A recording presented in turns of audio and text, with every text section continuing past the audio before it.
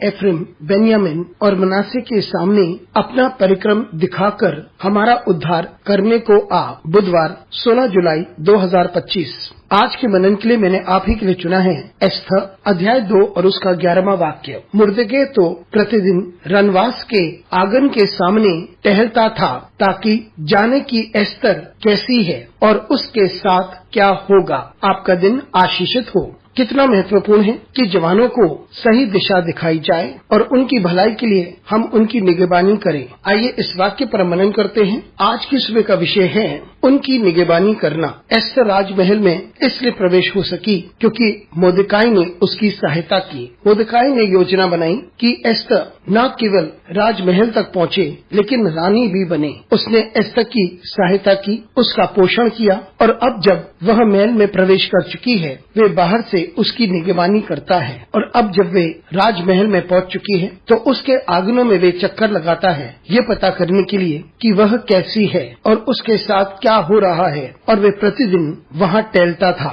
इसका मतलब वह उस पर निगाह रखता था ताकि ये पता चले कि वे क्या कर रही है और किस प्रकार से आगे बढ़ रही है। ये अत्यंत जरूरी है कि वो उसकी सहायता करे ताकि वह उस पद तक पहुँचे, ताकि एक विशेष कार्य उसके द्वारा हो सके। मित्रों, हमें ऐसे लोग चाहिए जो हमें सिखाएं, उन पर हम विश्वास कर सकें ताकि हम जो हमारी सहायता करते हैं कि हम आगे बढ़ सकें और ऐसे पद पर पहुँचे जहाँ पर उद्देश्य पूरा हो सके। ये हमारे माता पिता हो सकते हैं, हमारे रिश्तेदार या मित्र हो सकते हैं, ये हमारे अध्यापक हो सकते हैं या हमारे पासवान हो सकते हैं। यह कोई भी हो, हमें कुछ लोगों की आवश्यकता होती है कि वो हमारे उपदेशक या सिखाने वाले हों जो हमारी सहायता करते हैं ताकि हम उस लक्ष्य तक पहुंच सके जहां हमें पहुंचना है। हमारी सहायता करते हैं ताकि हम उस पद तक पहुंच सके जहां न केवल हमें लेकिन परमेश्वर के लोगों का भी उद्देश्य पूरा हो सके। हमें से प्रत्येक की पहचान उससे होती है कि हम क्या बनते हैं और इस कार्य में हम बहुत सारी चुनौतियों का सामना करते हैं।